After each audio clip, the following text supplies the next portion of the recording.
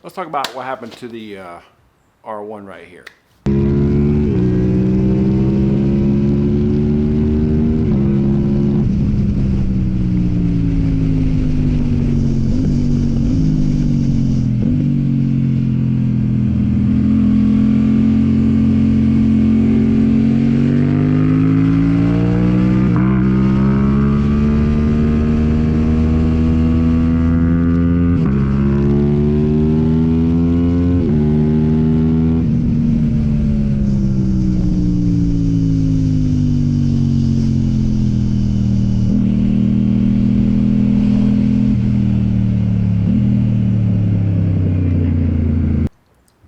In the video, as you can see,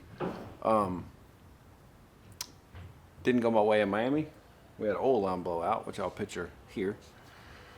So now we're just gonna basically, I think I already made a video on talking about what happened. Oil line blew out, couldn't get it under control. Front and rear tires both soaked in oil. Went over the front, hurt my ankle, which still kind of hurts, and then was about maybe a mild concussion. Wasn't all the way knocked out, but you know, definitely dazed and confused, to say the least.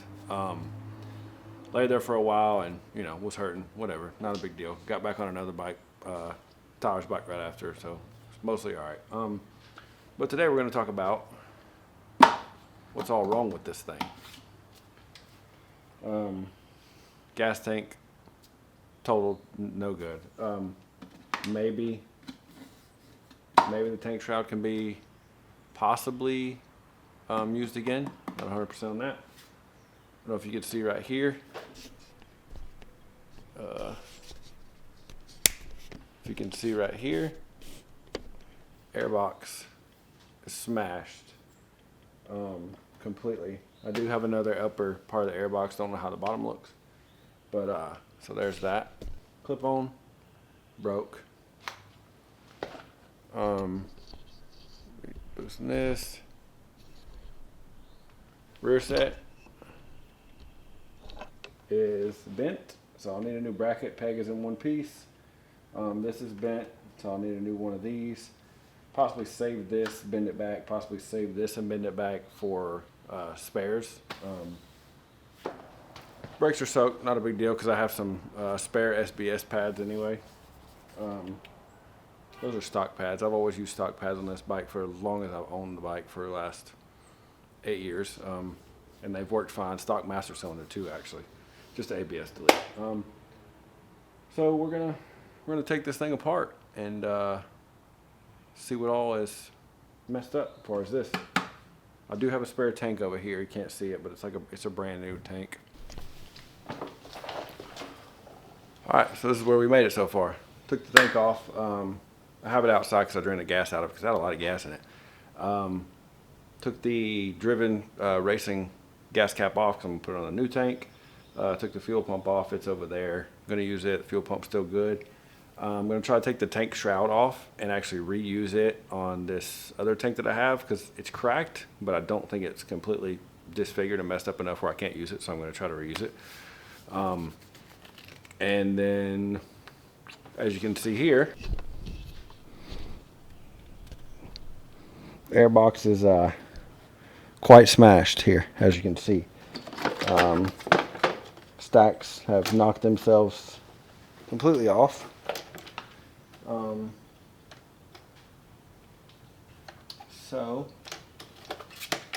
And I actually do have grass down in here. Not only grass, check this out.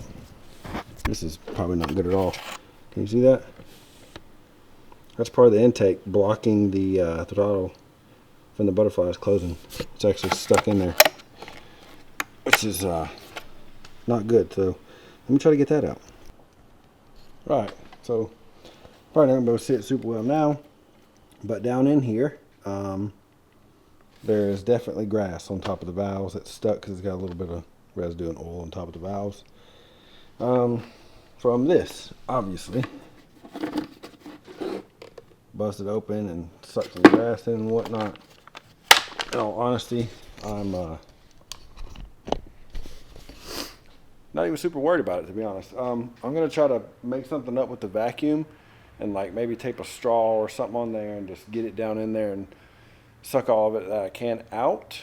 And then get the motor to rotate over a little bit, and then get those valves to open up so I can get anything that may be stuck. And then if anything happened to go into, you know, the actual cylinder area, I'm going to pull out all the spark plugs, and then I'll just stick whatever down there. And, you know, I'll stick a bore scope down in there. I have one somewhere, and I'll just see if it's pretty cleared out and pretty good, and we'll go from there.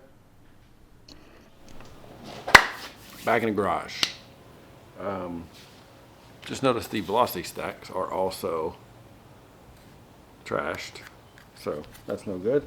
Remove the clips off here because they get popped off sometimes and go flying across the room and you can't find them, so good thing to have. So now I want to remove the throttle bodies on here just so it's a little bit easier to get down into the valve area and get some of that grass out. Some of it is closed up like in the valve as it closed, which is fine. I'll rotate the engine over and a little bit and stick something down in there, and then probably also take the spark plugs out like I said before. So we're gonna go ahead and try to get these throttle bodies off. I've never actually taken throttle bodies off, but it should just be Allens, really long Allen heads that run through. So, and then just kind of toss it out the way, but we'll see. All right, so these are gonna be a 4. I don't know if you can see it here. Let me try to get it a little bit. I have this Allen head on the first one right here, sticking out, trying to get a video as good as I can. It's attached right now. Probably gonna take these off also, if I can speak, to kind of get everything out. I'm not 100% sure, but we'll see when I get there. Because I may have to go possibly this way to get this other one off. I'm not sure yet. We'll see. So let me go grab ratchet to get this off. All right. So if you happen to have, so I get this thing to focus. If you happen to have the long reach Allens and then also an extension for your 3/8 or whatever size you want to use, these aren't that bad. You can go for the first 2 cylinders right here. You can go from the same side, and then the other side just switch to those, and there's no problem there.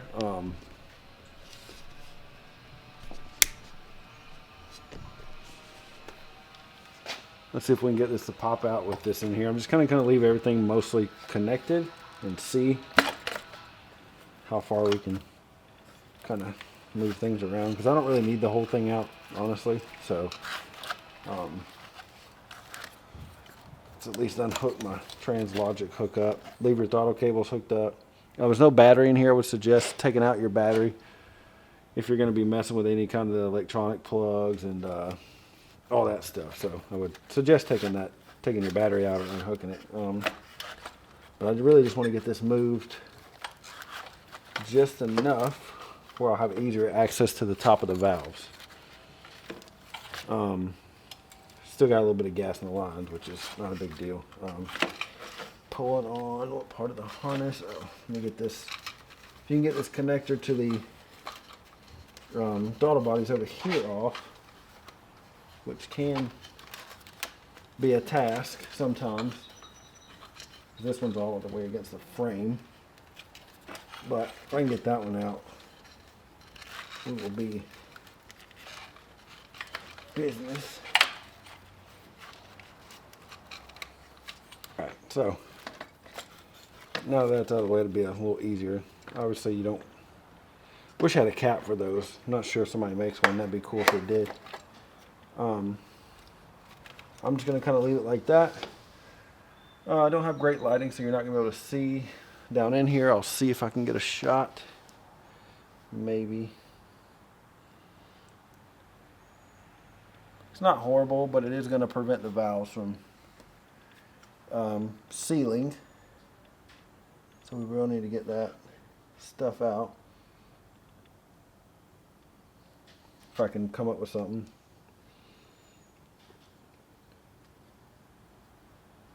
I'll try to get a picture. I'll post a picture.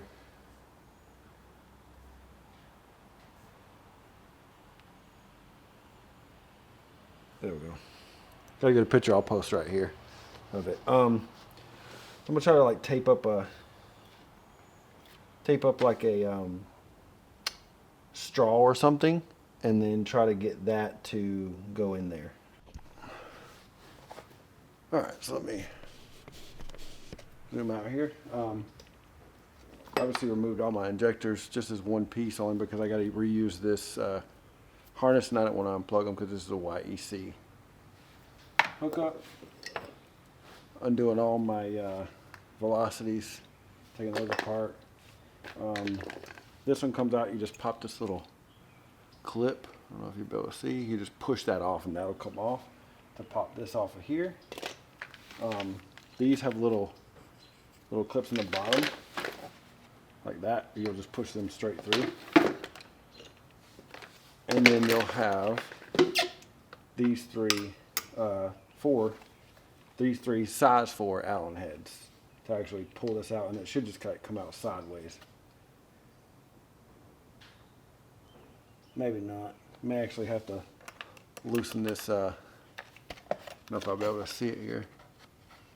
There's actually a little nut right there with a lock tab type thing on it that I'll probably have to remove, so we'll see. Alright, so this actually does come out as one piece and you don't have to remove that, which is nice, obviously. Mine's a little dirty because it's from 2016, so. But this will just slide out as one whole unit. And then the rest of this whole thing is obviously trash. So, yeah, there's that. This is for your AIS block off, which I don't really need, so whatever. So let's dump this. All right, so here's a spare air box I had, top of the air box, and also a bottom I got when we picked up the black R1 from Miami. I forgot these were in here, so I'm just going to take the harness out and use the YEC harness and plug those in real quick.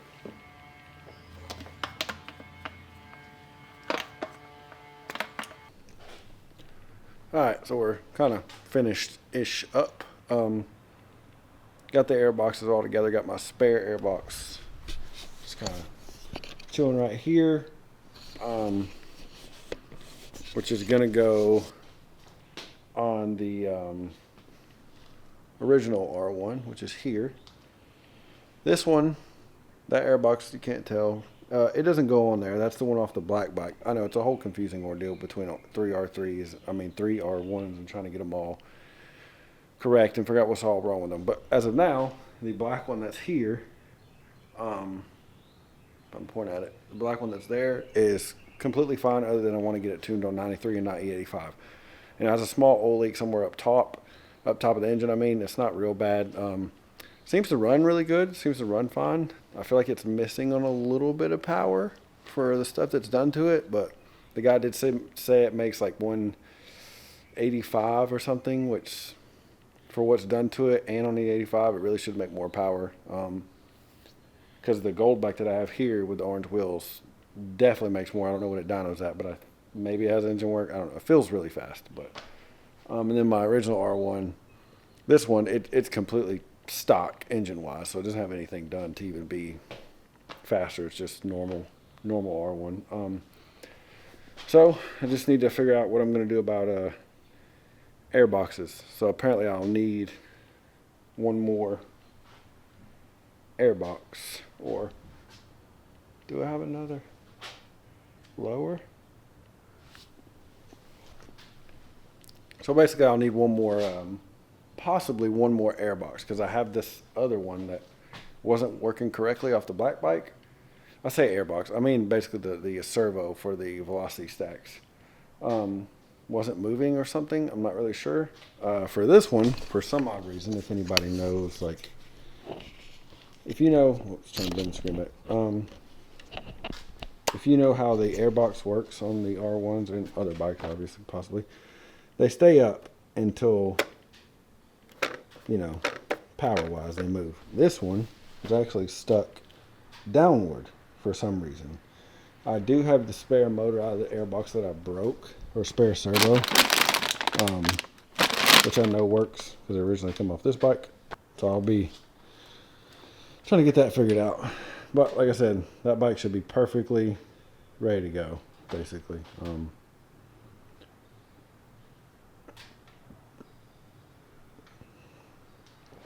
So, and then this one got to be put back together.